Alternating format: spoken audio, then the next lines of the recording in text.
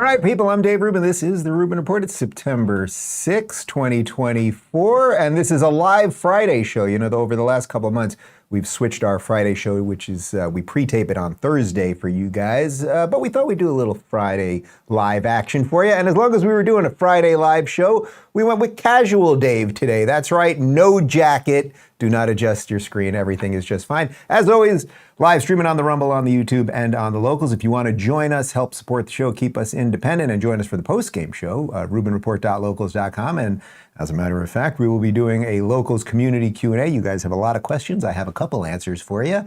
And today's show, really, for the Friday stuff, we like to do kind of a recap of some of the things that I could not get to throughout the week. We've got some Mark Cuban craziness. We've got some Kamala Harris cackle type stuff. We've got The View. We've got Supreme Court justices. We've got something really super interesting coming out of Ireland and a whole bunch more. And if you want to try to get any of the questions in live, although I have about 15 of them already, again, it's rubinreport.locals.com. And before we get to, and I was playing basketball last night, which I take my wedding ring off, so Adi is getting it right now. I did not get divorced. Before we get to any of that, let me tell you guys about the medical emergency kit. Guys, listen up. The world's getting more unpredictable by the day. Political insanity, rumors of civil war, unstable stock market, and now the looming threat of a new global health emergency. Did you know there's a bird flu summit coming in October? It's eerily reminiscent of Event 201 that foreshadowed the COVID pandemic. And get this, the first topic on the agenda is mass fatality management planning. If that doesn't send chills down your spine, I don't know what will, but here's the good news. You don't have to be scared if you're prepared. The wellness companies created the medical emergency kit, and every home in America should have at least one of these. They're packed with life-saving meds like ivermectin, amoxicillin, and even Z-Pak, and it's all backed by experts like Dr. Peter McCullough. Imagine this, no more frantic searches for a doctor, no more emergency waiting rooms. Just a few clicks and this kit is delivered to your front door. In times like these, having your medical emergency kit is not just a luxury, it's a necessity. Protect your family by preparing now. Head over to twc.health/Rubin and use code Rubin to save $45. Don't wait until it's too late. Act now, take control, and ensure you're protected against whatever comes next. That's twc.health/Rubin and use code Rubin to save $45 plus free shipping right now. And now back to me. Mark Cuban, there's a name that I did not think about in all of August, but Mark Cuban, of course, big tech guy, owner or former owner. Did he sell the Mavericks? Am I completely making that up? No, I guess he sold the Dallas Mavericks, but big tech guy and, of course, Shark Tank host, somebody who I would say is slightly, I'll be nice on this Friday, I would say he is slightly confused about some of the issues of the day, most obviously diversity, equity, and inclusion. So he constantly is going on Twitter and fighting with people talking about why it's actually good, even though, of course, when you're, say, a basketball team owner, you would never hire basketball players based on the color of their skin. You would hire them based on their skill set and all of that. But anyway, he went on CNBC to talk about the Kamala Harris tax plan, this tax plan that hasn't been fully put out publicly, but seemingly is leaking out. And he actually did make sense when it came to unrealized gains. On this unrealized tax issue, gain issue, and where we've talked about, those who are taking loans against their unrealized stock, et cetera, and then they say, well, if you start to tax that, we won't be able to make investments in startups. We won't be able to give money over to venture capitalists and private equity folks and other things like that. What's your feedback to that distinction? Because I wonder, once there's a critique of one, then of one policy, and you get rid of that policy, then of course it moves to the critique of the next version of it. Well, of course, but okay. So what I told him was, if you tax unrealized gains, you're going to kill the stock market. Right. And it's going to be the ultimate employment plan for private equity, because companies are not going to go public because you can get whipsawed. Right. I mean, my own personal experience back from the Internet days. Right. All of a sudden I was cash poor, but equity rich. Right. My net worth was enormous, but the number of dollars in the bank wasn't enormous. And so I'd have, based off of the unrealized gains, I would have had to borrow money. And I effectively would have been in hock just to pay my tax bill instead of trying to run my company, and 1,000 other reasons, right? So they realize that's the issue. I can't repeat it enough. Even though she's not directly conflicting the Biden tax plan, to her value proposition is we need to tax everybody fairly. I'm starting from the Biden plan as a starting point, but that's not necessarily her ending Mark, point. Okay, so there's a couple things here. First off, he's kind of making sense and also kind of not making sense. It's also a little complex here when it comes to this because they haven't fully released the plan. But first, let's just talk about unrealized gains for a second. Unrealized gain. The key word there is unrealized, meaning the gains have not happened. So if you have, say, $50,000 in a company, but it could gain, right? It could gain up to, I don't know, $350,000, $500,000, $1 million. They want to tax you on money that you actually don't have. So Cuban's making the point, if you tax people on money they don't have, you might be cash poor and then have to borrow money to pay taxes because you literally will not have enough cash for it. It's completely insane. So if you want to crash the economy, if you want to make sure that investors are not willing to take risks, you would never want to take a risk on a company if you're going to be taxed on, oh, there's potential that the company is going to make a lot of money, that the valuation will be really high, then that's what you would do. So he is right to that. To that extent. Now, the problem here, of course, is that he is running cover for an administration that is going to raise taxes on everybody. And also when he says there at the end, oh, well, Kamala just wants everyone to be taxed fairly. Well, if you wanted everyone to be taxed fairly, as we know, the rich people, you make over 100 grand, you're basically paying all the taxes. And if you're in the real 1% over 400 grand a year, you're paying basically half the taxes. But what would be fair? Can I get the definition of the word fair? Could you give me the literal Webster Merriam definition of the word fair? Can you just read that to me? I think we all know what the word fair means, but I want to be very technical in this moment. Impartial and just without favoritism or discrimination. So if you wanted to be impartial and just without favoritism, what would be a fair tax plan? Well, the only thing that would be fair is that everyone would be taxed at exactly the same rate. Right? So it wouldn't matter if you make $1 million a year or $20 million a year or $100,000 a year, you would have a flat tax. That would be a fair thing. That would be impartial without favoritism, meaning everyone has to pay 10%. And if you make $1 million a year, you got to pay 10% on that. So you're paying $100,000. And if you make $100,000 a year, you got to pay 10% of that. So you're paying $10,000. That would be fair, but they don't really mean that. Otherwise, they would be arguing for a flat tax, which is something that sort of more libertarian Republican types, Steve Forbes types, have been arguing for 30 some odd years. Anyway, I want to show you one other part of this clip because then the host starts asking a little more granularly about the Kamala tax plan, which again, it doesn't sound like anyone really has seen. They're leaking it to people, and Mark gets a little defensive. I appreciate you calling in, telling us what you're hearing on these fronts. That's great. But as you've said yourself, you can't speak for the vice president. These are things they're telling you. Who knows what they're telling other people? My guess is they're telling anybody who's donating to them exactly what they want to hear at this point. What matters is what they say publicly and what they will stick to. No, absolutely, positively not. Right. Let me just be very clear. I don't know. Like, why do you think that they're telling you the truth and not telling other people other things?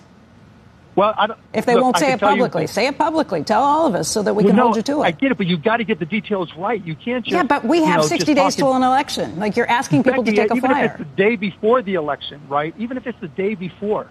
Look, the next question is, the second thing I was going to mention earlier. I just don't want everybody to trade on what we think and what we feel and what we think may happen. Exactly. Just tell us. I get your point exactly, right?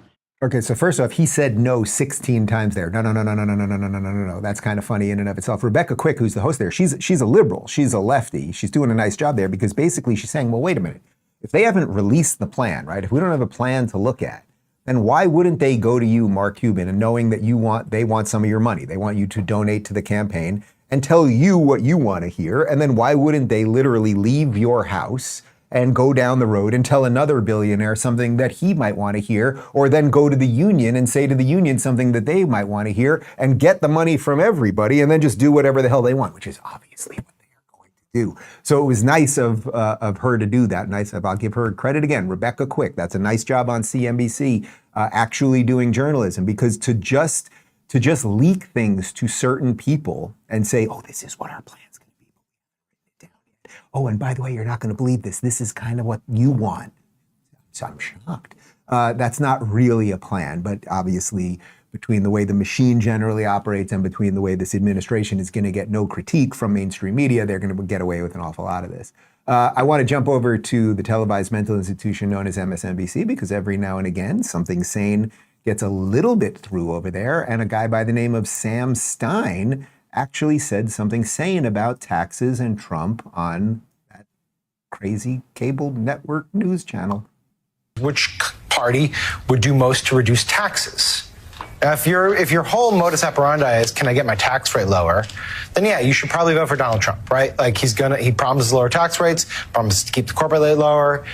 Kamala Harris is not going as far as Joe Biden would have gone, but she does want to raise taxes. Yeah.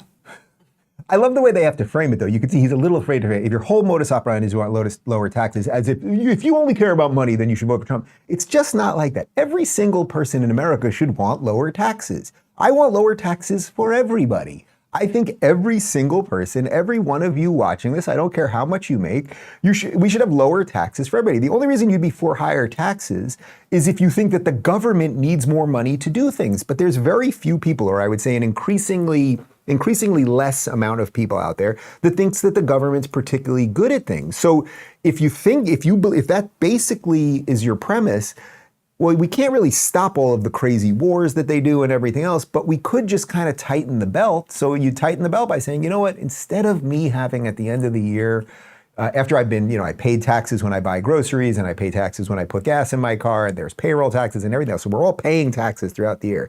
How about we just, you could eliminate you could eliminate income tax altogether, federal income tax. But let's put that aside for a second. We don't have to go full Ron Paul here. But you might just say, how about we just lower the rates for everybody? Everyone has a little bit more of their own money and then decides what to do with it themselves. And that's how you jumpstart the economy, because almost everybody, there's 350 million Americans, almost everybody, if you suddenly, really think about this, if you right now had, say, 10% more of your money this year, you most likely would spend that money, right? You most likely wouldn't save that money. You most likely would spend it. You might go on vacation, you might buy a car, you might do some house repairs, whatever it is you might do. But all of those things are how you get an economy going. Oh, the landscaper is suddenly like, oh, these guys, I got 3 more jobs because people have a little bit more money. And then the landscaper has a little bit more money, and then he buys some new equipment. And then the equipment guy is like, oh, I have a little bit more money, you guys get it. That's how the thing actually is supposed to work. But if you want hyper control over everybody, then you'd want to increase taxes on everybody. That's how it works. Anyway, when I was off the grid, Kamala Harris brought in this guy, Tim Walz. I am unbelievably unimpressed by this guy. Like, he comes off as just nothing in a suit. Like, I'm just unimpressed. But they had a spokesman for the Harris-Walz campaign go on CNN, and it's not just that their policies are bad, they don't even want you to think about the things that have happened over the last couple of years. She's been part of the Biden administration. I mean, she has been part of the Democrats have been in control of the country for the last 3 going on 4 years, and you are still seeing this in the polling. I mean, these working class voters are telling us right now that more of them are with Donald Trump than Kamala Harris. Why? What is it about what you guys have been doing for the last 3+ years that explains that? Well, I think, again, we're trying to talk to the voters and explain this message. We've got 60 days until the election. We don't have time to sit around and think about why over the last few years certain things may have happened or may not have happened. We've got to go win an election. And the vice president's doing that by talking about her economic vision. And it's really different. It's really different. It's a new way forward, not only for the Democratic Party, but for the country. It's really different. Okay, can you tell me what is really different? I got the capital gains rate, but what else on the list makes it really different from what was going on the past few years? Sure, she wants to take into effect the first national law to take on corporate price gouging. She's talking about holding bad corporate actors accountable for their role in taking up prices on people at the grocery store, at the gas pump, all across this country. There are distinctions here in this candidate's message that she is sharing with the country every single day, and she's out there on the trail doing it while Donald Trump's talking about trickle-down economics. 22 times on my comeback show the other day with Sage, I said the word evil when she referenced certain things that were happening in the world. And it's just evil, actually, what they're doing there. So first off, you have the guy saying, we don't have time to think about these last couple of years. But Kamala, they had a coup to get rid of the old man. and you were involved, right, as the VP, it's your record too. So let's not even think about the old record. And then I'll give the anchor credit there. She's like, well, you guys have been involved in this. How would you actually be different? And then his answer is they're going to stop corporate price gouging, which again, we got into this yesterday. But if you think that the problem right now is that the supermarket is like, yes, what we really want to do is charge an extra $2 for the pound of ground meat, 80-20%. We're going to change it from $6.99 to $9.99. That'll screw the people. If you think that's really what the problem is right now, well, I know you don't, but like, if that's what you really think the problem is, then that's a problem in and of itself.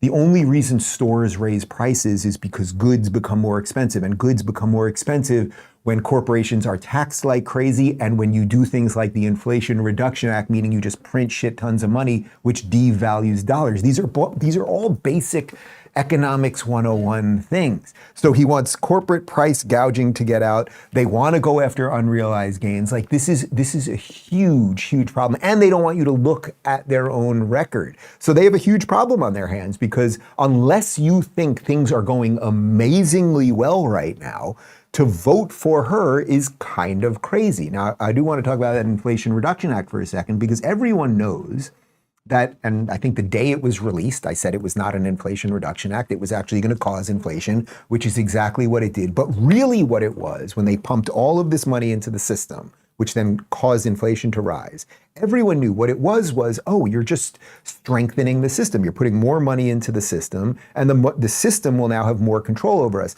And you're going to do all of your pet projects like climate change things and Green New Deals and everything else. Well, Joe Biden, who they occasionally let him out of the basement, they put him up there yesterday, and he actually admitted the truth. It's an accident, and he doesn't really know what he's saying here, but watch this. My investments, through my investments, the most significant climate change law ever, and by the way, it is a $369 billion bill. It's called we should have named it what it was, but at any rate. Did you get that? So the Inflation Reduction Act, that $369 billion bill, he's now admitting it should have been called a climate change bill, not inflation reduction. So not only did it not reduce inflation, it actually was about climate change. So it's like they're admitting all of this stuff now, which I guess is nice, but the guy still can't, get through a sentence and everything else. Let's just jump, because as I mentioned, this Friday is just putting together a few things that we couldn't get to throughout the week. One bizarro thing did happen yesterday. Hunter Biden actually pled guilty in his tax case. Hot diggity dog. All right, we did not anticipate this. There has been breaking news at the Hunter Biden trial. Remember, his attorneys were working today to try to get a stoppage in this, get the case thrown out. And they were trying to nullify the case, so on and so forth. We had my legal guest at the top of the hour. Well, now he plans to change his plea in the case to guilty. It's a tax fraud case. We know he has money. Phil Holloway, one of my guests earlier, former federal prosecutor, said it's a foregone conclusion that the guy is guilty. That the case now hinges on, well, what's the penalty going to be? And that's what it'll all come down to, and we'll see about that. But he did plead guilty, which is interesting. So now what happens? What kind of deal can they cut and everything else? But I would say in a system where rarely do people who are guilty of something actually have to pay a price for it, this is probably good. And as I said, since we're just jumping around on Fridays, yesterday on The View, still a show, how many seasons now? 30 seasons of dumbing women in America.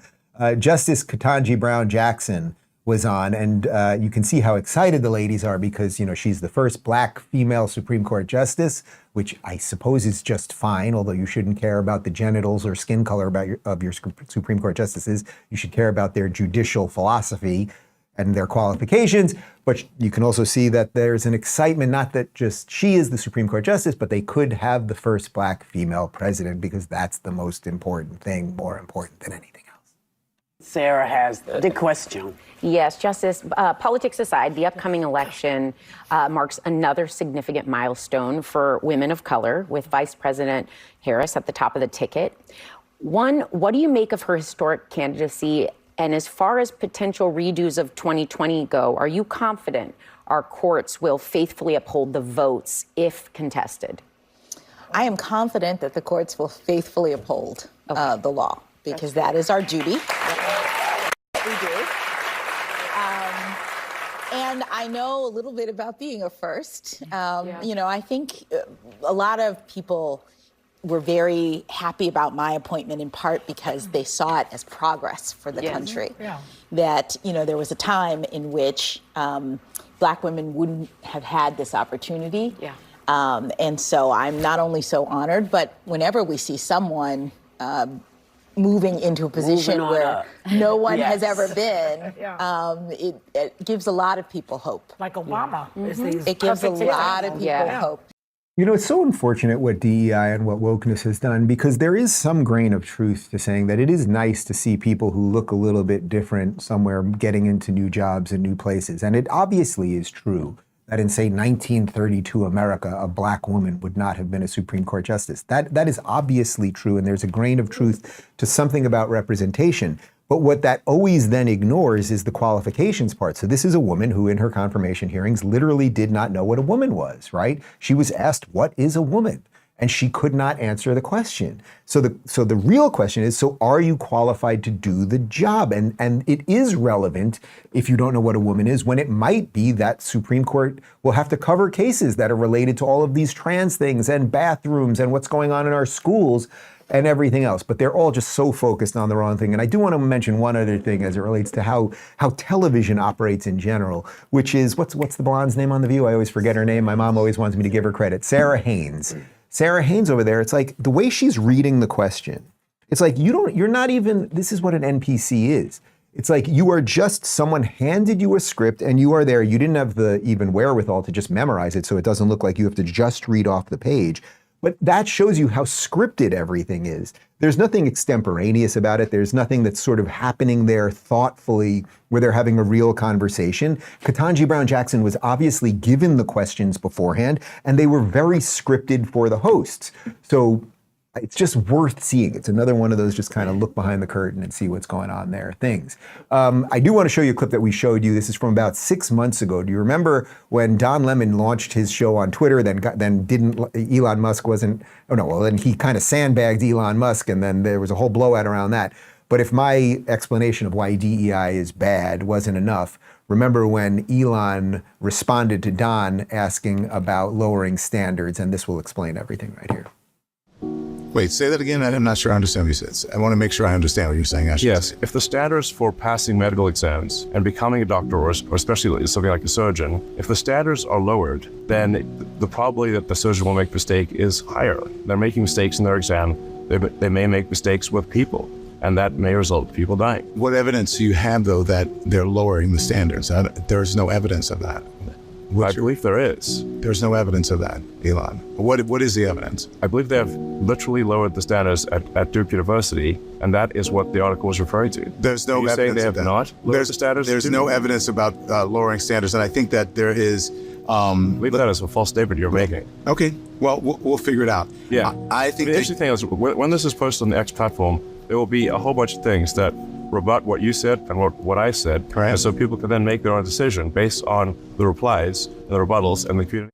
Okay, so first off, Elon is completely right and Don is completely wrong. We know that many colleges, and it's not just colleges, private high schools and state schools and everything else, they've changed standards for certain people. We know that Harvard, and it's up, we had too many Asians, we're gonna bring in these other people. So once you just, in and of itself, even if it's not a written statement, once you say we're trying to bring in more of these people and less of these, you are automatically going to discriminate against a certain set of people who are qualified to be there. But the fact is also that we know that certain places don't look at standardized testing anymore and SATs and the rest of it. So that lowers standards. And if you have 100 slots to get into medical school, and you start looking at this or that, things, genitals and skin color and everything else, you're going to start letting in these people. And then over time, of course, that's going to degrade the level of care that people get. That is just obvious and real, and we all know it. And I know it's uncomfortable to talk about, but it's true. But speaking of lowering standards, the other thing that we are lowering is immigration standards. We used to have a policy in America, which was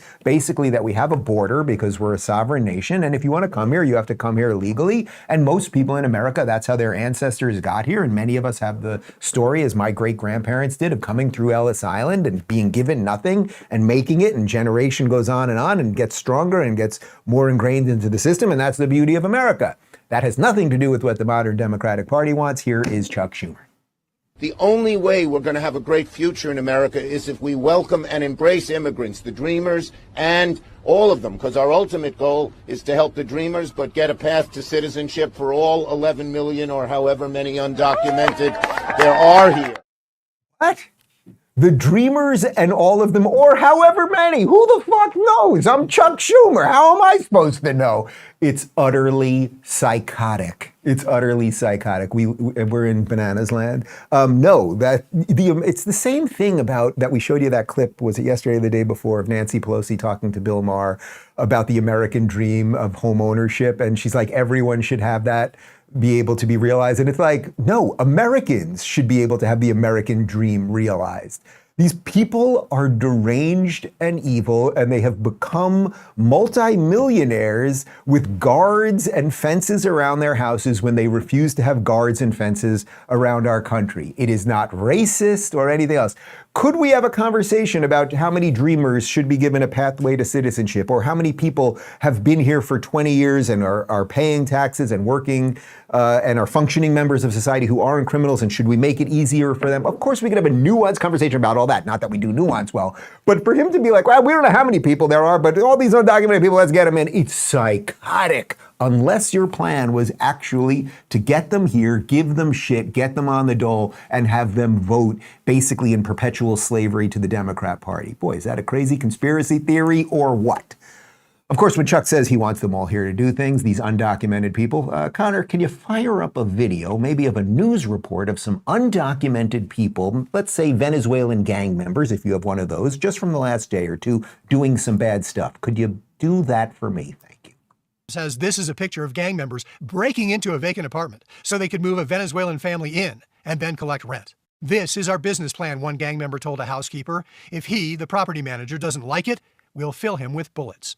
The report authors called the gang's behavior brazen and further exhibits the suspected gang members' sense of comfort and control, consistent with their taking over the property and not fearing law enforcement or the property management. It was sent to Aurora officials on August 9th, with the investigators saying, the evidence we have reviewed indicates that gang members are engaging in flagrant trespass violations, assaults and battery, human trafficking, sexual abuse of minors, unlawful firearms possession, extortion, and other criminal activities, often targeting vulnerable Venezuelan and other immigrant populations. According to the law firm's report, the Venezuelan gang Tren de Aragua has threatened to kill, and in certain instances has apparently actively attempted to kill, members of Whispering Pines Management. The report says a consultant for the property management company was severely beaten and stomped by gang members and was hospitalized. The alleged incident recorded by building cameras with screenshots attached to the letter. The report relies on a property manager who said that gang members allegedly stabbed a Whispering Pines resident for refusing to pay rent to the gang. He also told the investigators the takeover began last November. I'm sorry, but almost everyone in the studio was laughing hysterically during all of that. Not because any of that's funny, but when you play that right after Chuck Schumer being like, we want everyone here, we're going to help everybody. Oh, so Chuck, how about we bring in the Venezuelan gang members who are stabbing people and stealing apartments, and how about we put them next door to you? Or why don't you give them a room in your house? We have a bit more of this from Fox News' Bill Maloogian. I mean, it's just so absolutely insane. ICE confirms to Fox News that all 4 of the known and suspected Tren de Aragua gang members arrested by police in Aurora, Colorado in connection to a shooting/attempted murder in July are Venezuelan illegal aliens who were caught and released at the Texas border by the Biden administration. ICE tells me the following. Jardinay Jose Pacheco Chirinos, who Jenny Starr reports is a shot caller of the gang known as Cookie, was apprehended by Border Control in Del Rio sector on 10/2/22, and he was released into the U.S. with a notice to appear. Jonaharde de Jesus Pacheco Chirinos was also apprehended by Border Patrol in Del Rio sector on October 2nd, 22, and released into the U.S. with a notice to appear. He was terminated from ICE's supervision appearance program as an absconder when he failed to report to the ICE office. Nixon Jose Azuarje Perez was apprehended by Border Patrol in Eagle Pass, Texas on August 22nd, 23, and was released into U.S. With a notice to appear and paroled into the country. ICE has placed a detainer on him with local authorities. Dixon Jose Azuarje Perez was also apprehended by Border Control in Eagle Pass, Texas in August of 23 and was given a notice to appear and was released/patrolled in the U.S. Into the U.S. ICE has placed a detainer with him on local authorities. Look, before we talk about any of this any further, first off, the fact that the gang member, his code name was Cookie. Like, what happened to, like, my name's Wolfman and I'm, badass vulture. I'm Cookie. Think of me as a warm chocolate chip cookie, okay? Don't fuck with me. I'm Cookie. Putting Cookie aside for a second, do you see what's happening here? Not only does Chuck want all of these people to come in, and it's not that we don't know who these people are. We actually do know who these people are. These people are being caught and released into the country. And then Cookie is going into an apartment and stabbing somebody. Elon retweeted what Bill wrote there that I just read you, and he wrote, "We need a secure border. Unless Trump wins, meet your new building managers." And it just damn well is true. Guys, as a year goes by, 2 years go by, a decade go by, and more people come, and eventually there'll be 60 million illegals here. And then what will we do? People will be getting stabbed left and right. You're going to have to pay Cookie an entrance fee to go into your apartment. It is not good. And it's not good everywhere. That's the point. And it's particularly not good in blue cities because they've become these sanctuary cities. But even they now are waking up to this lunacy. I cannot believe this headline. This is from Bloomberg. Liberal San Francisco is deporting migrants to fight fentanyl crisis. I do like that picture of a man who either is taking a dump on the street or is just like in that fentanyl stoop, or perhaps both. I guess you could be in the fentanyl stoop and be taking a poop on the street. But guys, things are bad when even San Francisco, which is ground zero for this homeless insanity, the fentanyl crisis insanity, the illegal crisis insanity, that things are bad when they are like, and I don't know how is a city even geared up to deport people, and where does the city deport people to? But again, this is just an extension of all of the bad failures of Democrat policies that were obviously failures, and we need more and more people to know it. Let's jump to my former hometown, New York City. Here's just an interesting interview with just a guy on the street. I love the guy's accent. This is like a true New Yorker talking about what's going on in New York right now. Kevin, how do you feel about the current migration crisis here in New York specifically? In New York, because I'm from New York, the current vibrations is that we are putting too much money into illegal aliens coming in here, all right? Too much money while we have the mentally ill that's here, the veterans that are here, and there's no type of programs that's good for them. Now they just allocated $5 billion. And you're a New York taxpayer. I'm a New York City taxpayer. How do you feel about that? We getting taxed as Americans everywhere you looked at, all right? But I don't feel that we should be going towards that. Then with the laws that they implement, you can't even deport them back no more. So they flooded all these immigrants in here. You can't send them back. They ripping and they're robbing, stealing. They trying to survive, but the ripping I don't like. Look, that's just a decent guy. That's just a New Yorker. That guy is like everybody that I was around when I lived in New York from about 90, when I lived there, 99 to about 2013. I don't know what his regular political beliefs are. Maybe he doesn't even have any real cohesive political beliefs, but he's basically like, look, the city's collapsing because there's drugs everywhere, there's illegals everywhere, the social services, it's not safe to walk around, and it's all just true. It's truer than anything that they will tell you on mainstream media, and it's certainly truer than anything coming out of the Democratic policies. I think Connor screenshotted the funniest part of that video for me, or the most interesting. Did you get the guy in the hat what is this guy doing? So again, is this the fentanyl lean over and he's peeing on the fire hydrant?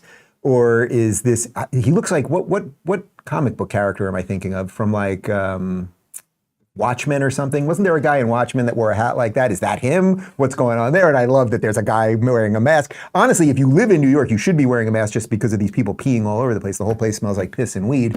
But it's this is happening to our cities, and it will continue happening to our cities until we say enough. And I do not know when people who live in blue cities and blue states will do that. I want to just jump to one other thing, and it has nothing to do with America, although it does have something to do with the idea set in America that is a problem, which is that over in Ireland, which is having a huge immigration problem right now, Conor McGregor, who I often talk about, MMA fighter, legend, Conor McGregor, he is doing something. He's going to run for president of Ireland. He put this out. As president, I hold the power to summon the Dáil, that's their parliament, as well as dissolve it. So as I said before, I would have all the answers the people of Ireland seek from these thieves of the working man, these disruptors of the family unit, these destructors of small businesses, and on and on and on. These charlatans in their positions of power would be summoned to answer to the people of Ireland, and I would have it done by day. I would have it done by day end, or I would be left with no choice other but to dissolve the Dáil entirely, stop the train until the people of Ireland deserve the answers they seek, point blank. This would be my power as president. I know very well Ireland needs an active president employed wholly by the people of Ireland. It is me. I am the only logical choice. 2025 is upcoming. Look, I just love that. I love stories where people who you would never think are politicians, you would never think would be involved in these things. They are just decent people who are like, enough is enough. And I will try to do to whatever extent I can do something to fix this thing, I will do it. So we will see what happens in Ireland. Let me talk to you guys about Lumen for a moment, and then we'll just get some questions from the Rubin Report community. If you want to get some questions in live, ID is at the computer machine right now, rubinreport.locals.com. Guys, let me talk to you about Lumen. Lumen is the world's first handheld metabolic coach. It's a device that measures your metabolism through your breath. And on the app, it lets you know if you're burning fat or carbs, gives you tailored guidance to improve your nutrition, workout, sleep, and even your stress management. Your body's metabolism is your body's engine. It's how your body turns the food you eat into fuel that keeps you going, because your metabolism is the center of everything your body does. Optimal metabolic health translates to a bunch of benefits, including easier weight management, improved energy levels, better fitness results, better sleep, etc. So if you want to take the next step in improving your health, go to lumen.me/Rubin to get 15% off your Lumen, or just click the link below. That's lumen.me/Rubin for 15% off your purchase. Thanks to Lumen for sponsoring this episode. And now back to me. All right, let's dive right into the questions. Helen Annie says, wouldn't it be fun if Peter Doocy was unobstructed and actually invited to ask Kamala this hypothetical question? Your daughter is Jewish, Jamaican, and Indian, and it's her first day of classes at Columbia. She will have to fight her way to class for weeks. What do you tell her? Yeah, well, first off, it's her stepdaughter, right? So she doesn't have any biological kids of her own. It's what's her husband's name? That ineffectual Doug Emhoff. It's his daughter from his first marriage, and this girl has turned into this Hamas-loving lunatic. But I guess she's somehow Jamaican and Indian, and they celebrated Kwanzaa, and she's Jewish, but she hates Israel and all of these stuff. And would they stop her from getting to class if she actually wanted to get to class? These people are completely insane. No one will ask that question, right? And Kamala, it's not only that Kamala supports all of these crazy protesters that are stopping good kids from getting on campus. She was actually raising money to get some of them out of jail. So it's just completely bananas. Jay Pete says, it seems getting RFK Jr. confirmed as CIA director would be difficult. With that said, where do you think he could have the biggest impact on our food supply and overall health? Lastly, do you feel Kasie and Callie Means could be part of an administration that could move the ball on things like regenerative farming and weeding out pharma money to change the course of chronic illness in our country? So let me hit the last part first. So Kasie and Callie Means, they're like a brother-sister duo that do a lot about big pharma and our processed food industry and everything else, which is obviously connected to chronic diseases. I've discussed this with RFK, and if you didn't see my interview with Paul Saladino right before we went off the grid, you should check that out. So to the earlier part now, look, RFK getting actually confirmed to run the CIA or to run the NIH or whatever, probably not going to happen. But is there a way to make him a czar, or to give him some position that you can sort of skirt around some of the technical ways you have to be confirmed? I'm sure there is. Maybe he could be confirmed, right? If Trump wins in a landslide and has a mandate on the Republican side, and then you have some moderate Democrats that are like, all right, RFK's not that bad, and we see that Trump has momentum, maybe you get him confirmed. So I don't think it's completely out of the question. I do think, regardless of any of that, the fact that RFK is now in on this is absolutely fantastic. Look, we all know we have a chronic illness. It's not just chronic, it's chronic illness, but it's sort of everything at once. We are eating things that are not good for us. We are taking drugs that we don't know what they do to our mind and our body.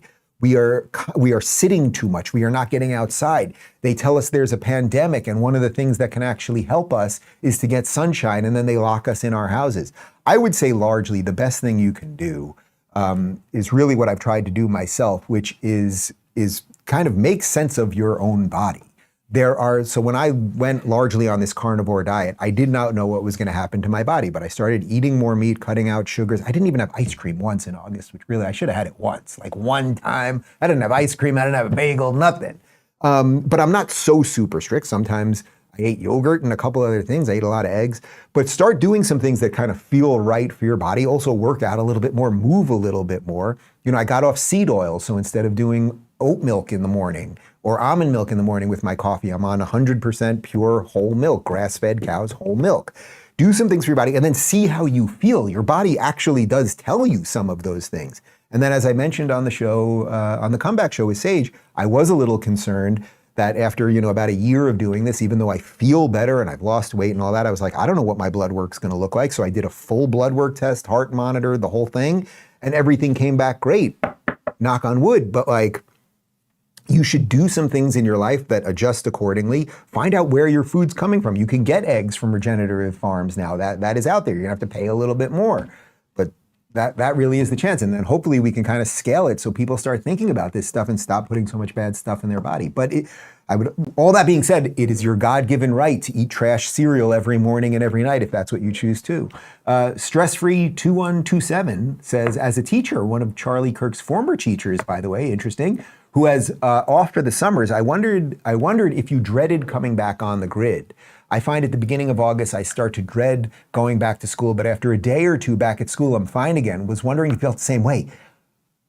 Almost exactly the same way. It's not that it was pure dread, but I had such a good month of escaping the madness, which has been particularly mad this year.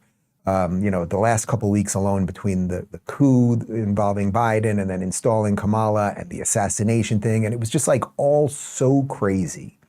And as much as I enjoy my work and the people that I want to be around, I was feeling like I need a break, like I need a mental and physical and spiritual break right now. That I just had a wonderful month. I don't have to get into all the stuff again, but being away for a while and then just spending time with the kids, it was so wonderful that the day or two before, it was the first time in the 8 years that I've done this, that I was actually not nervous, but I was a little anxious, I suppose, about coming back. And when I walked into the studio after not seeing these guys for a month, I barely said hi to everybody. I said, let me do the show with Sage first so it can be as authentic and real as possible. I don't want to just start talking to all of you and sharing stuff and then have to do it again a minute later with Sage. But I said, I don't know what's going to come out of my mouth right now. I don't know where we're going to go with all of this. And then I would say about halfway through the show with Sage, and certainly by Wednesday's regular show, I was back in it, enjoying it again. I'm enjoying what I'm doing right now and laughing and all that silly stuff. But I think that's actually a good sign. If you do something that you like doing, it doesn't mean you should do it 12 months a year, relentlessly, nonstop, forever. I think there's a reason they call it a weekend. The week is supposed to end at some point so you can recharge. Whether you can take just 2 days off on a weekend or whether you work a job that it's not a weekend, but you get 2 other days off or you get a week off here and there, you need these things. So yes, it was powerful and important that I did that. Actually, I think the next question is sort of that too. RRT for Life says, hey Dave, what was your favorite thing you did on your time off? Putting aside the kids stuff, because it was just great being with the kids and they're wrestling now. And I've taught them, I bought all of these little Transformers. They're 2 years old, so they're not ready for transforming Transformers. I just got Transformer figures. Actually, Connor, you'll love this. I got Transformer figures that when you buy them, they say on the box, I think I have a picture of it, it says they're collectibles. It says they are not toys. They're selling you a toy. It's a toy, I assure you. It's Bumblebee. He's this size. His arms move like this, Optimus Prime. And they're like, it's not a toy. And it's who are you to tell me what is a toy and what is not a toy? But Justin and Luke now, they know who Soundwave is and Shockwave and Bumblebee and Optimus Prime, Prime, and Megatron and all that stuff. So that was great. My personal favorite part, putting aside the family side for a moment, was when we went away for the 2 weeks or so. Our routine was incredible. We were waking up with the sun rising in the morning at 6:30. We were in bed by about 8 o'clock at night because Mexican jungle, it's dark. We were just in bed. We had this, so we were really, our circadian rhythm was just flowing. We were up eating the most wonderful, beautiful, simple breakfast, working out for like an hour and a half every day, mud bath, steam room, cold plunge, sauna, like just rejuvenating. And it just doesn't get much better than that. USA says, what should our locals community do to stop election interference? Oh man, well, it's going to go well beyond the locals community. I think, well, first I would reference the Brett Weinstein video from the other day, which he talked about how, there's this margin basically that they can cheat on. And that kind of feels right to everybody, right? In anything, there's the smaller the margin, the more chance that someone could fiddle with that. If we all really get out there to vote, if all of us do it, and we overwhelm the system, I don't know what tricks they have, but to me, everyone just do it. I know sometimes that day you're like, I don't want to do it, or the line's too long, it's hot, and whatever. Get out there and overwhelm the system. Because it's not just that then Trump wins and maybe we can restore things, but then it hands Trump, imagine if Trump won by 8%, 12%. Like, I don't know if that's completely insane, but imagine if he did that. It would really show enough of this shit we have been going through. So we have to overwhelm the systems. I would say the best thing you can do, honestly, is to encourage your friends. We all have friends who are just going to be like, I'm not voting this year. My vote doesn't matter, all those things. The best thing you can do is encourage people to get out there and do it. Because that's something you actually have power to do in your own life. NY53913 says, welcome back. People like Katie Couric love to highlight how much Trump's niece, Mary Trump, hates Donald. Mary gets plenty of media coverage on the usual mainstream media outlets and on podcasts like Miss Couric's podcast. Do you think Katie will interview Jeff Walz, the brother of Comrade Tim Walz? Jeff has no use for his brother politically, and apparently the two are estranged. I suspect Katie will not be able to fit a conversation with Jeff Walz on her busy schedule. It's so interesting you asked that question because we didn't show this picture. Do we have the picture of the Walz family? Check this out. So this is Tim Walz's family. Members of Tim Walz's family, the photo is absolutely real, who are all supporting Trump. Now, are these people going to be put on MSNBC? I think not. Are these people going to be put on CNN? I think not. But it's not just Mary Trump who hates Trump, so she gets mainstream media coverage. Did you see that John McCain's son was on, I believe it was CNN the other day, saying he's going to vote for Kamala? And it's like, God, it's all so absolutely gross. But again, understand that's just one of the ways the system works, right? Why is Liz Cheney relevant at all? It's only because she is a Republican who now will do everything she can to stop Republicans. So you will get credit. She's, of course, Dick Cheney's daughter as well. So it's doubly optically, it's doubly good for them or something like that. EK and Izzy say, what do you think about Doug Emhoff being described as a modern day sex symbol by Washington Post? Step back, Henry Cavill. I did not know about that, but when we quickly reviewed the questions this morning, I asked the guys to pull up a picture of Emhoff. So there he is. So is that right? He is being called by Washington. This is just New York Post showing pictures. So apparently he impregnated the nanny in his first marriage. So great guy, great guy. But he is a sex symbol. I mean, he looks just like another one of these just like standard ineffectual low T soy boys. Like that's what he looks like. But I guess that is a sex. If you're a Democrat now, that is a sex symbol. Can I find a man who looks sort of soft and pudgy and can't maintain an erection? Oh, you're turning me on, baby. It's just so pathetic. But fitness and caring about yourself, that's that means you're part of the alt-right. So what are you going to do? Jimmy Fox, 51, says, hey, Dave, what do you make of Kamala campaigning in New Hampshire, Virginia, and Minnesota? If the Democrats are so sure they can stop Trump and keep him out of the White House, why are they spending the money and her time by going to those states that otherwise would be a shoo-in for a Democrat? I had also seen a clip by Jamie Raskin, another lizard, who said he will do anything to prevent Trump from entering the White House. I think he mentioned the 14th Amendment. Perhaps you guys can dig up the clip. So we will look into that one for next week. But on the general, why are they showing up in states that you think would automatically be wins? I mean, to go to Minnesota, that's where Walz is from. Why would you have to go to that state? It seems a little bizarre. Although, if I'm not mistaken, didn't Al Gore lose Tennessee when he ran for president way back when? I think he did, which is kind of funny. So nothing is assured. But I just think they are looking at, he did, right? Yeah, Al Gore did lose Tennessee when he was running for president way back when. He was senator originally from Tennessee. I think that everything is so in flux right now. And we have such a long 60 days to the election that no one can take anything for granted. Like if it's the day after the election now and you found out that Donald Trump won New York, like put Cali aside for a sec, but if it was like Donald Trump won New York, would your mind be blown? I guess to some extent it would, but everything is kind of crazy right now. So why not? Let's not forget that in the gubernatorial race, Kathy Hochul versus Lee Zeldin, who is this little congressman who 2 months before, even a month before the gubernatorial election, nobody knew who he was. He only lost by about 400,000 votes. That's less than the margin of people who have left New York. Now that makes it harder because those are mostly Republicans that left. But the point is, people are waking up to some of this stuff. And if you're just that guy in the video we showed you earlier, that guy in New York City who with that great accent, who's a lifelong New Yorker, again, I have no idea what his political beliefs are, but do you think that guy, if he votes, is going to vote for Kamala Harris? Do you think he's going to vote for Democrats as he's like, oh, it is the Democrats who run this city who have destroyed it? So we just need more and more of that to happen. Talway says, what were your main concerns as you prepared to go back on the grid? How bad did you think things would be and how accurate were your assumptions? I actually thought things were going to be a little worse than they were. I tried not to think about it much, but the last thing that happened right before I went off, putting aside the assassination attempt a few weeks before and the coup and all that, I think it was on July 31st that Israel assassinated the leader of Hamas in Iraq, that Ismail Haniyeh guy.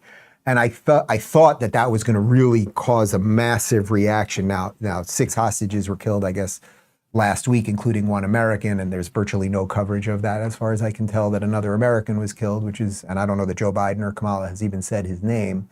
But I thought that the Middle East was going to be a little more inflamed. In terms of everything else, look, I was very pleasantly surprised about the RFK thing. I was less surprised that Tulsi endorsed Trump, but I thought that my main takeaway of being gone was that the wide tent thing that I've been asking for has been good. The walls thing is utterly irrelevant. He's just a sack of nothing. So I'm basically like, all right, we're just kind of back at it. Kelly Lynn says, hey Dave, welcome back to the real world, ? Have you heard anything about Tulsi Gabbard and her inclusion on the TSA watch list? It's so insane. No, I did not hear about that. We didn't include that in the off the grid stuff. So we will look into that, and I'll gladly talk to Tulsi and have her back on to discuss. But again, it's just one of those things. What surprises you at this point? And this is happening across the West, right? Jordan Peterson is fighting the psychiatric community because they're trying to strip him of all of his degrees and his ability to practice in Canada. So Tulsi being added to a list after years ago when Hillary Clinton called her a Russian asset, it's like, why would anything surprise me at this point? We're on the other side of surprise. It's a good title for a book. Samantha Castillo says, so great to have you back and keep us all sane, Dave. I was wondering if you got to try that Portuguese wine that I brought you, and if yes, what have you thought of it? Samantha, first off, this is the most wonderful girl who we did a locals meetup in Miami right before I went off the grid, like 2 days before, came all the way from Portugal and brought me a beautiful bottle of red wine. I ended up traveling from a good portion of the month, and we were doing a lot of tequila in Mexico. But this weekend, I promise you I will do it. I have a tomahawk ready for tomorrow night, and I will bust out the tomahawk, and I will drink that beautiful bottle that you sent me. It is in my dining room right now, and I will take pictures, and I will post it in Locals. And I thank you again, and it was a pleasure to meet you and all of the people that came. It was really, really, really wonderful. Curve Dare says, I think Trump should be forced to do an interview with a reporter of Kamala's choice and vice versa. That might solve the problem of controlled media. Well, wouldn't that be something? And I bet Trump would do it. So who would be the most anti-Trump reporter you could think of? He talks to a lot of them because they're mostly the CNN people. But let's say Joy Reid. Let's say crazy old Joy Reid. I don't think I've thought of her once since July. That's great. Would he sit down with her and get into it? Of course he would. But now would Kamala sit down with, who would be the equivalent? Megyn, but Joy is insane. Megyn's not. But the equivalent, let's say Megyn Kelly, or even Sean Hannity. No, of course she wouldn't. Of course she wouldn't. Megyn would create a huge problem for her because Megyn is just so hyper competent and everything else. So I'm all for what you just proposed right there, but do not hold your breath. Lee Like C says, this isn't a question just for Dave, but it seemed like each on the team got to go on an adventure, wondering if something meaningful came of their trips they'd like to share. It doesn't have to involve vultures. Well, I can't speak for everybody, but Adi got engaged, which is absolutely wonderful. We're very happy for her. Phoenix, can I tell the people what you did? Can I just say what you did? Phoenix went to Thailand and you trained and boxed with all of these people. It's actually awesome for about 10 days. And then can I mention the other thing? Phoenix got, I don't know, maybe one day you'll let us release it. No, you're not going to put it on camera. Phoenix got the craziest, what's it called? Can I say what it's called? If you don't want me to, I won't. What is it? Sankyat tattoo, which is I guess it's mostly in Thai, but basically your entire back tattoo. It's the most intense tattoo I've literally ever seen in my entire life. Brock went golfing with his dad in Scotland for 2 weeks, which they had planned a trip years ago to play some of the best courses. Connor got to go home and see family for a couple weeks in Arizona. Joey went to Greece. I think everybody, more than anything else, when I walked back in the studio, everybody was happy to be here. And if I've done anything right in my life, like that probably is it, that I work with people that we can afford this thing. I don't even mean it afford financially. I mean like afford spiritually, that we can do our adventures and then come back together and then build something that hopefully you guys think is valuable and worth your time. All right, that is our show right now. If you did not see my Comeback on the Grid show, the full thing's up, of course, everywhere. And Sage Steele was my host on that one. We've got some new merch, including our brand new mug with the new logo. And as you see, we've got new graphics and a whole bunch more. And I think we'll still be releasing new things. And I love that new song we have. And a bunch of other stuff, but Rubin Report. I'm sorry, it's DaveRubin.store for the merch. And we leave you with Kamala Harris's new accent. And yes, we will do a post-game show. We normally don't do post-game shows on Fridays because we're not live. We will do one for you good people today. RubinReport.locals.com. We'll see you there in a minute. Ciao. You better thank a union member for the 5-day work week. You better thank a union member for sick leave. You better thank a union member for paid leave. You better thank a union member for vacation time. Back before the war broke out, I was a saucier in San Antonio. I bet I could call up some of them greens.